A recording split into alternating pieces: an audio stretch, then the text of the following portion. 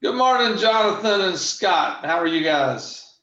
Top of the morning. I'm doing great. Triple espresso in hand. Can't go wrong. Got a cup of love for you boys. Hey there. Nice mug. That's from Biscuit Love in Nashville, Tennessee. So if you're in Music City, and hopefully they're open, I don't know, but stop in and get you some phenomenal biscuits and among other things. A lot of nice things for breakfast and brunch there. So here's my shout out. That covers the sponsorship for the day.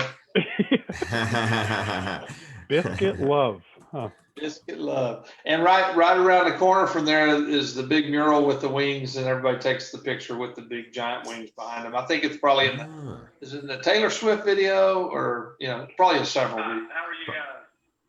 Yeah, probably many of them for sure. I figured it'd be like a huge biscuit in the middle of the town. A biscuit with wings?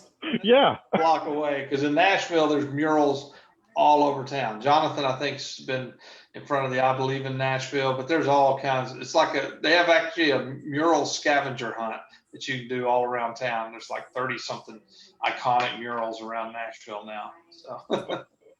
So a flying biscuit. That'd be interesting. There you go. That sounds like something you might say if you're trying to, not get in trouble, but maybe stub your toe. Flying biscuits.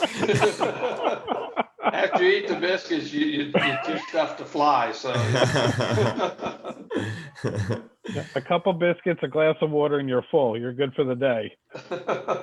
Oh man. Yeah, you're not kidding. Those things, they can weigh you down. Well, what won't weigh you down is we're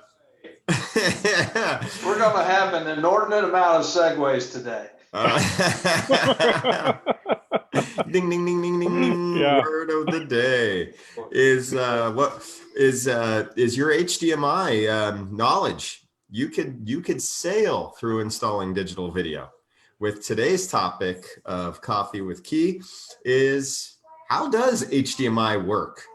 Scott and Dwayne, coming from your backgrounds, what's the impression from the outside? Well, when it's KeyDigital products, it works very well. Oh, okay. Wow, you're kissing up to teacher there. Okay, we'll accept that answer. Oh man, I'm still gathering the concept. HDMI, I always do a comparison. So myself and Dwayne have a few years on, Jonathan. So I don't know if you remember this, the old Fisher stereos. Remember the mini patch cables where you would just loop the tape deck to the receiver and you would get control all the way across the board? Okay.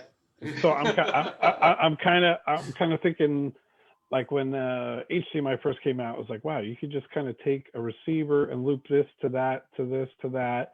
It's still kind of like primal, but the technology about it and what we have done to adapt with HDMI between distribution, connection, EDID. I mean, there's so much involved in it, but it's still kind of basic.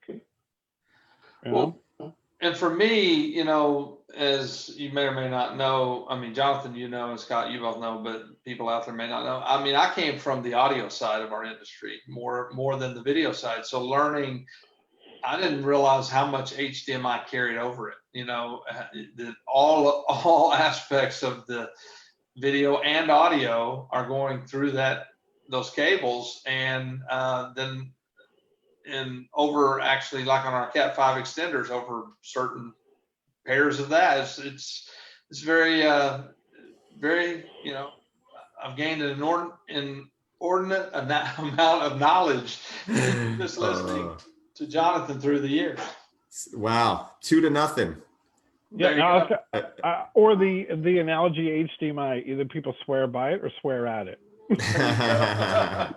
Yeah, well, what we'll do, we'll give everyone the quick version of our digital video fundamentals content today that is available on KeyDigital University. And this actually comes from a white paper written by Mike Sinberg, our our chief officer, if you will, or our president of our company. And Mike had actually written this content here. If you could see. This is our, by the way, you're looking through our KD University, which has an inordinate amount of resources there. Free to nothing. Wow. Yeah. Here we are, KeyDigital.com or KeyDigital.org. Either one leads you in. Resources. And we have here our Knowledge Center. And these are non-biased articles to help educate. There is the genius himself. Yeah. And you want to know, about his accomplishments, they're right here on this button, Innovation Timeline. But we could head down to towards the bottom here, and we have the white paper, how to make HDMI plug and play instead of plug and pray, unless that were a church installation, I suppose. So Mike, here you go. This is the key formula, and you could see the content here. Mostly pictures. It's probably going to print out to 3 to 5 pages or so. So everybody go to our Knowledge Center on your own time there, and I'll break it into something easily digestible for you all as well here. Scott, Dwayne, you guys should see my PowerPoint now. Yes, we do. And you mentioned the church installations. With others, it may be plug and pray, but with us, it's plug and praise. So they don't. So there you go. Wow, that's a new spin right there. I had not heard that one. I dig it. I might just steal that one from you there, Dwayne. Not a problem. Yep. It's payback. It's an exchange for the free 99 that you guys have lifted. Additionally, we do have the Digital Video Fundamentals course. It's right on your KeyDigital University profiles, and it's worth 3 Avixa credits. Yes, sir. So you only scored 90% on this quiz. What's going on here, Jonathan? Yeah, that's a problem.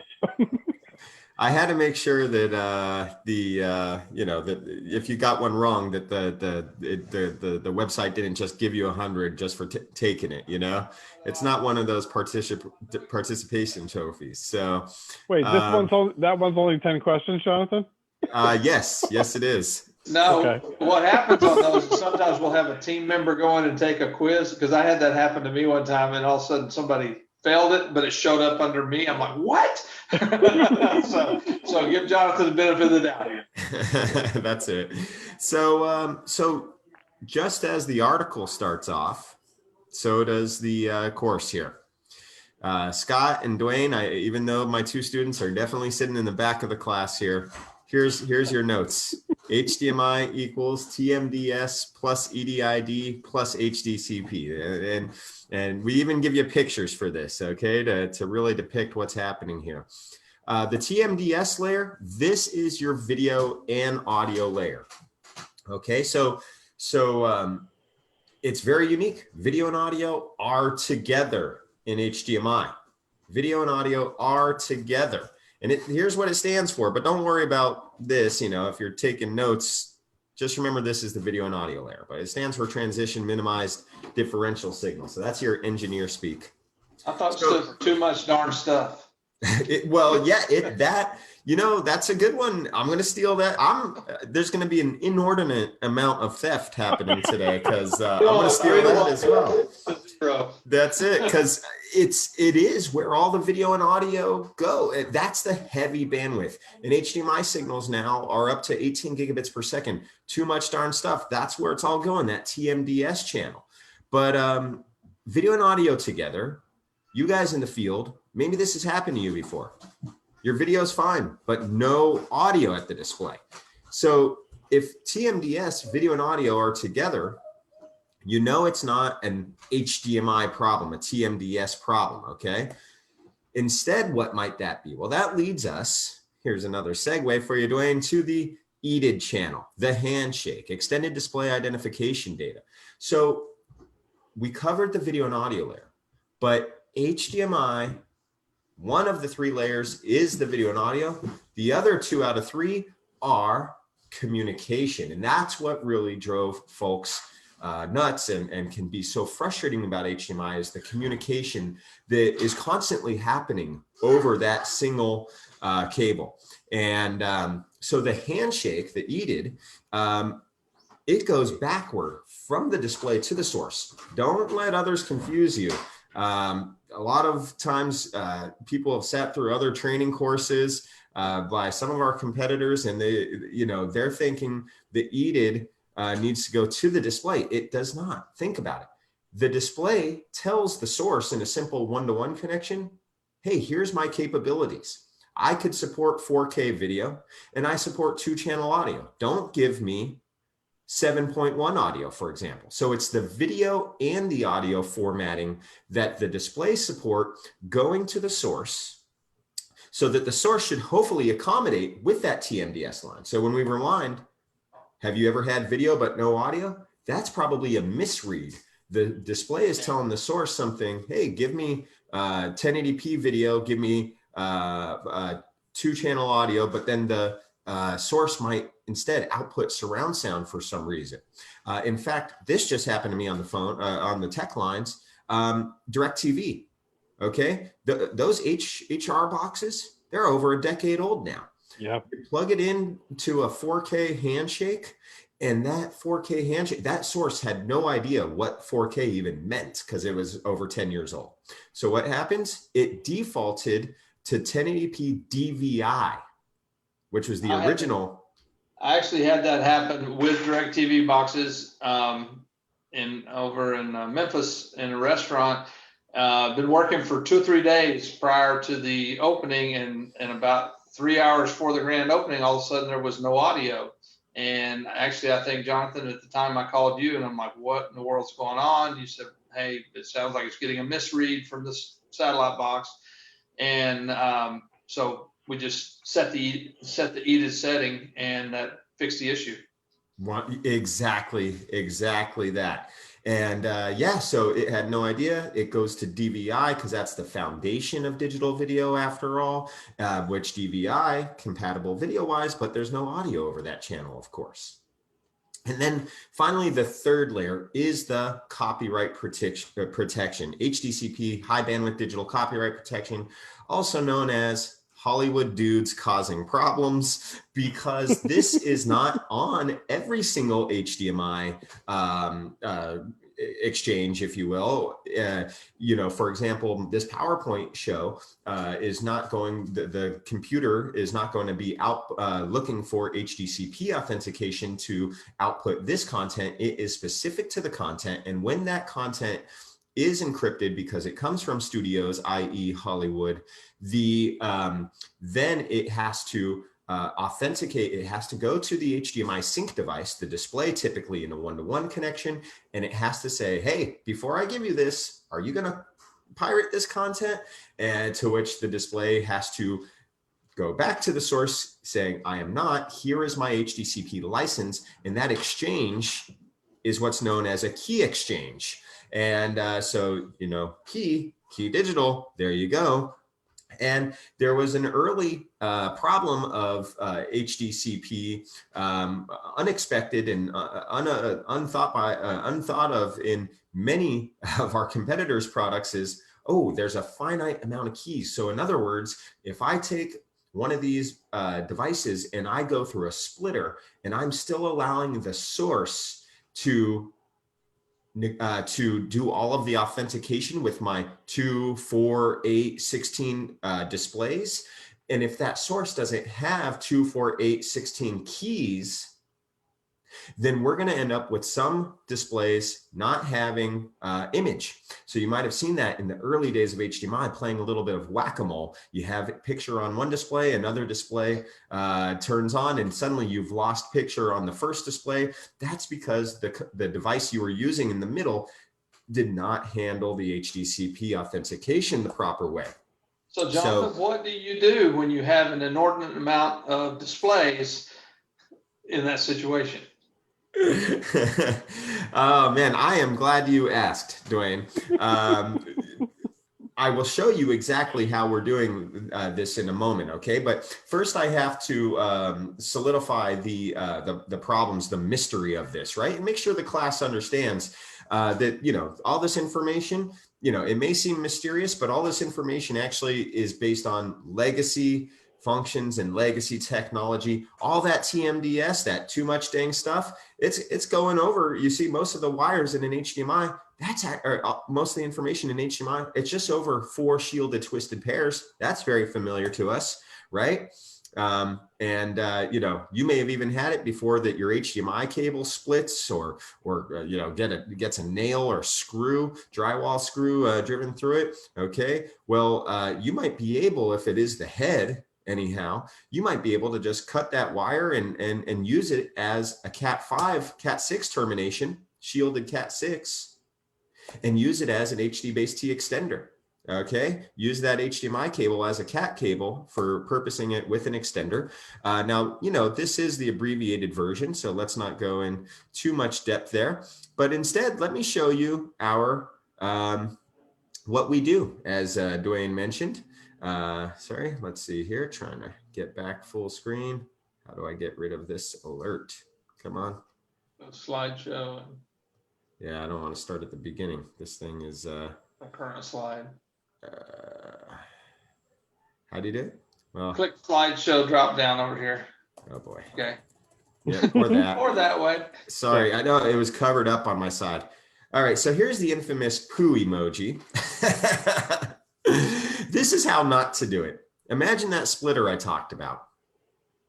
Through that passive splitter, those products that gave you the game of whack-a-mole or EDID problems, all those displays, they have direct communication to that source because that splitter is just splitting the TMDS, the video and audio portion.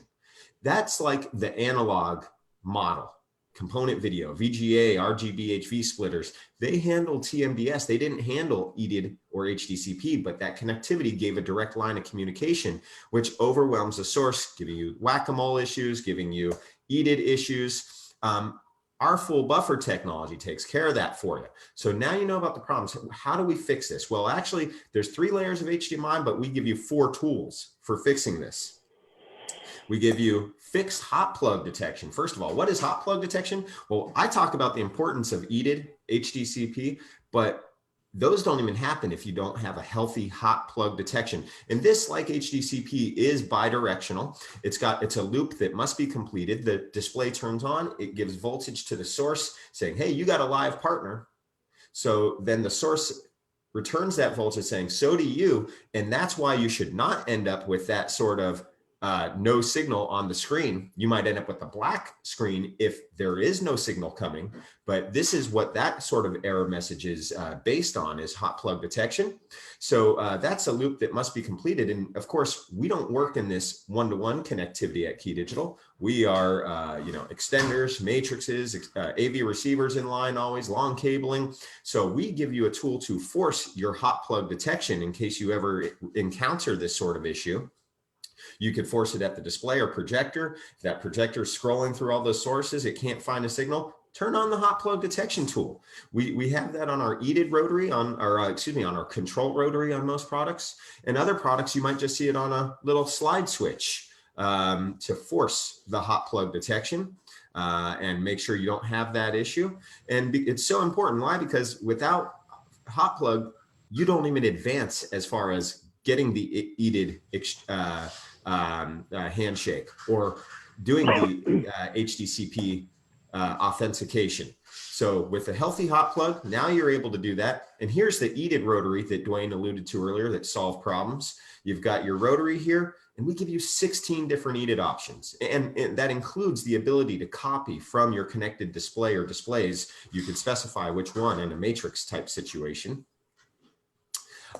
So that EDID is then constantly provided to the source. It doesn't change as you do switching or as one display turns on, another display turns off, as those competitive passive DAs will do for you.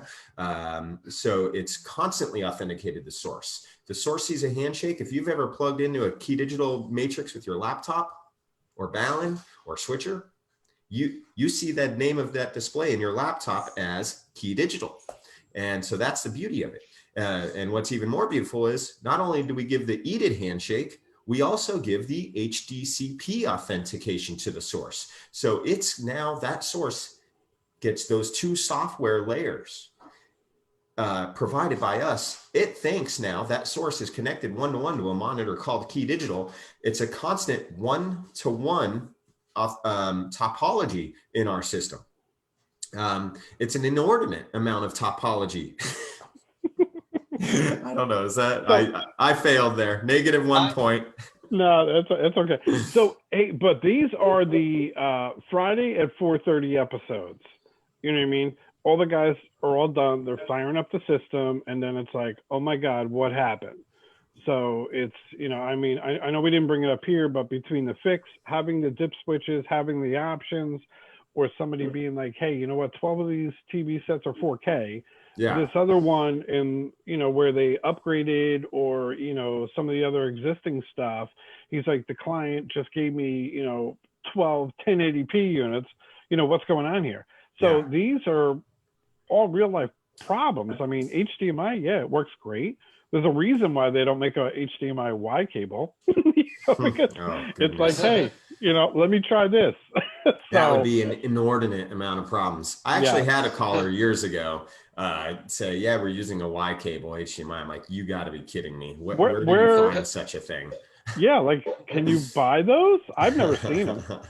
Oh man, yeah. So just like the problem here shows, and you know, this is a problem that comes up nowadays from time to time. Is some monitors are 4K, some monitors are 1080p. Yeah. A matrix, our full buffer technology allows the integrator to choose the handshake to go to the source, so that you can specify a resolution for the source to output that is compatible with everything. Or I'll have to throw this slide in here. Now we have the model KD-EX18G. Maybe we'll do a future spotlight on that, guys, because that is a product that will down convert 4K content to 1080p if you turn on that feature. So now you can send 4K from a source to all your 4K displays, and meanwhile view that same source in 1080p at your 1080p displays. So it really, you know, friendly to mix and match systems with legacy screens.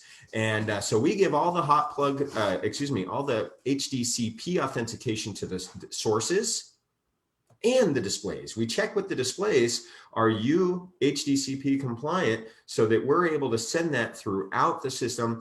And we also have what's called Debug Mode, which will authenticate the Hdcp displays, because right now, what's happening in the world, or what's happening in this display, excuse me, in this job install, that display is the same as the display that has picture, right? Number 2 is the same as number 3. Why would we have an Hdcp issue? That's going to be a wiring issue. The elevator turns on, the heater turns on.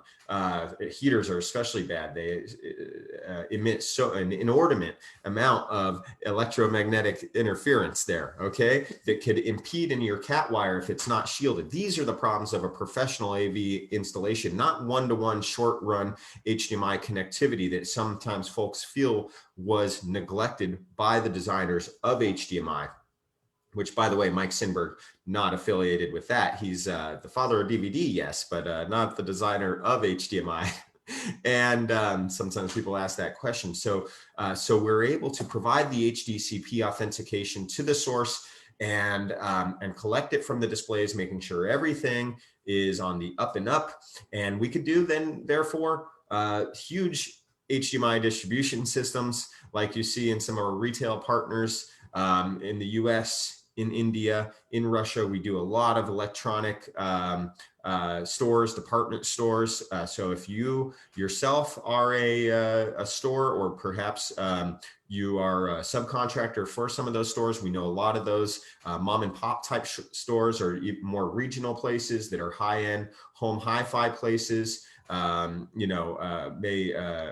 just department stores may subcontract some of those hi-fi integrators and whatnot. And if so, talk to those department stores that you have those contacts with, and you could be distributing 4K content HDMI content through our distribution amplifiers. And our DA 2x4, 2x8G, for example, you could do this in your retail store. And Dwayne, Scott, let me just pause my screen here.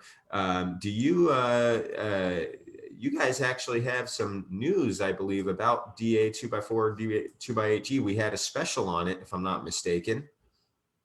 Yeah, actually, we are running a promo on the 2x4 and the 2x8, kind of like a back to basics promo for that we're actually was very successful for last month, and we're going to continue it on through October. Just for like these examples, you know, some of our dealers are doing bar projects, or there's a simple, easy way to be able to just distribute a signage aspect, a cable box aspect, you know, in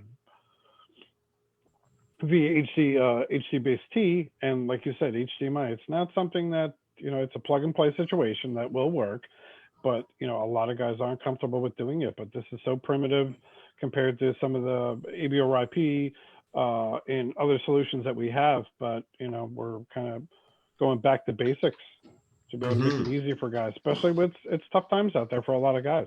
And people are looking for alternatives and solutions that are going to be economical, that aren't going to break the bank, especially some of these bars that are coming back up and running. You know, they're like, hey, you know what? I'm starting to get an influx. I can run at 20%, but I don't have that 100% budget. So we've seen an increase on a lot of simple HD-based D solutions. Yeah, well said, Scott. DA 2x4, 2x8G here. You know, we showed earlier a retail store using that. We could do certainly a situation like that. You may use it in wow, how did man, it took me back. Actually, Jonathan, one second here real quick. We have a fellow friend that's going to join us here real quick. Oh, wonderful. Yeah, yeah. Hold on one second. And looking forward to our guest here. Let's see if I'm going to stop the screen share. I apologize. I'm having an inordinate amount of internet connection issues, so I apologize for that, gentlemen. Let's see if we can get Brian in here. No problem, Dwayne. Audio. So real quick, we're live right now, and we have Brian. I'm not sure if he's going to show us or not. So Brian from Palmetto Smart Technology Solutions in our Mid-Atlantic and Southeast region. Brian, can you hear us? Maybe. Yeah, we'll give him a minute. This is the best thing about being live. There is no HDMI solutions here, so.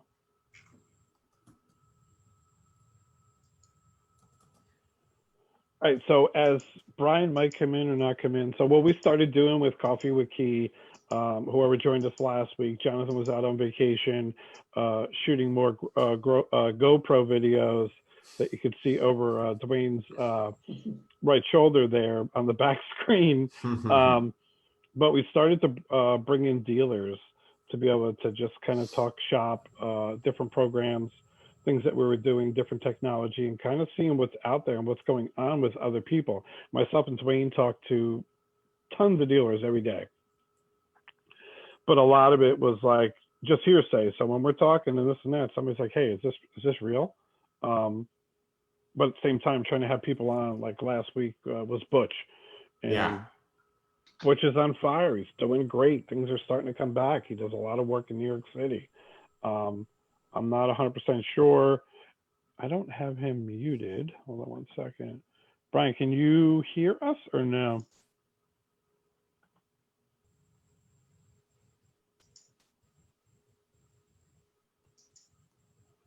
The mystery guest is a mystery still.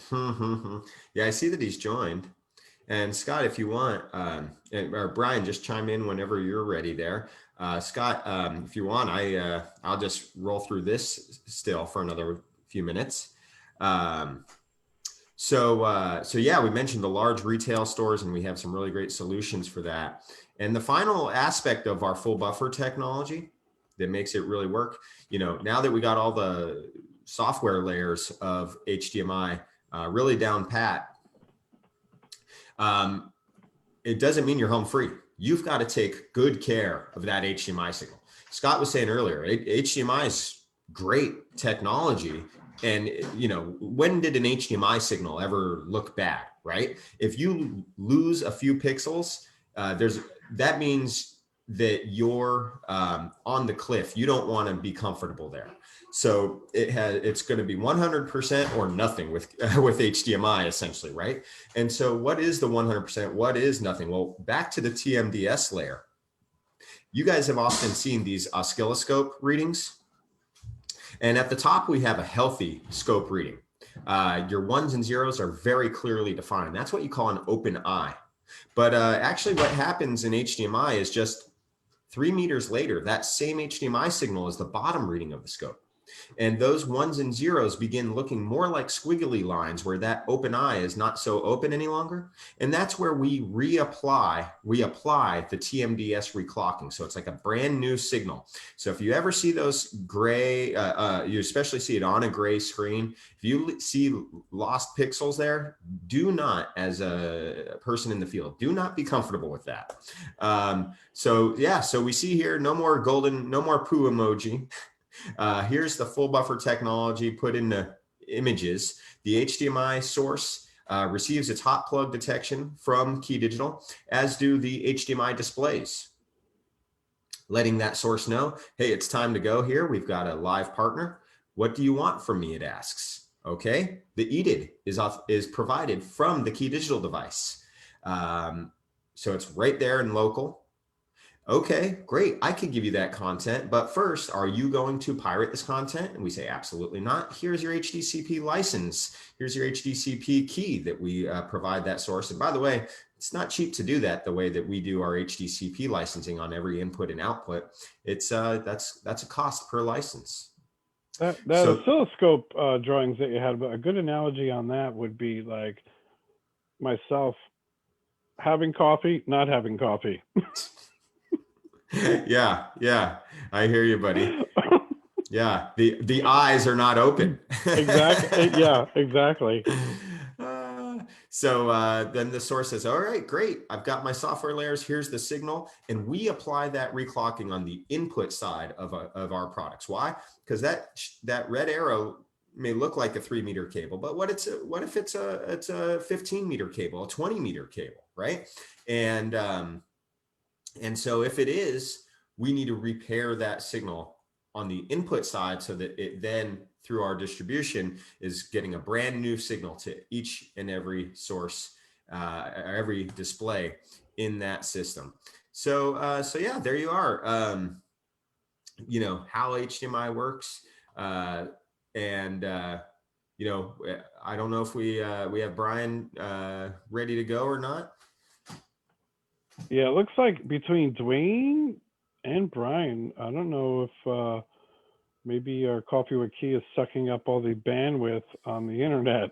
An inordinate with amounts. with inordinance.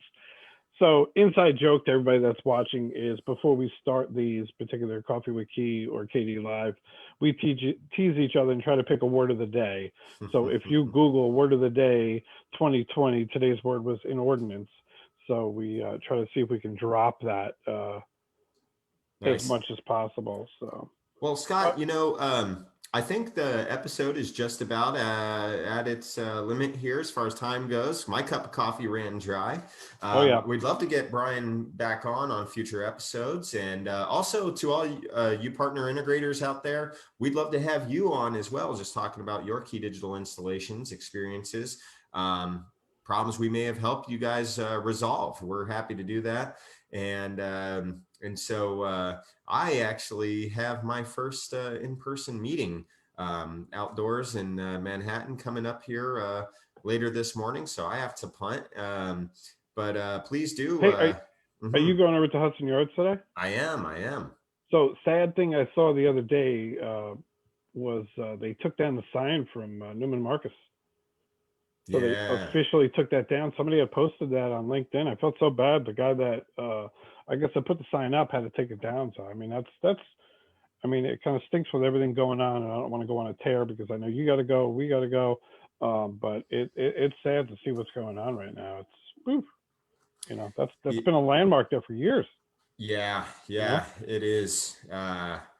You know, a lot of folks you know, whether working at the stores on the retail level or in the corporate side, you know, losing jobs. And it is very sad. You know, it's, and who knows how long this thing is going to last, right? So Yeah. I'm going to be driving into the city versus training in as I typically would. And, you know, it's just kind of, I know a lot of folks are training in and whatnot. I don't truly know what kind of air filtration they're using on trains, even as you know, that's been a reassurance that the airline industry has been able to assure passengers of. But I just since it's my first time, felt you know, going in by cars the better, safer way to go. And yeah, it's definitely a new normal, you know. So a new adjustment, and it's going to be not so temporary, it seems. But yeah, it looks like Dwayne's jumping back in real quick for closing.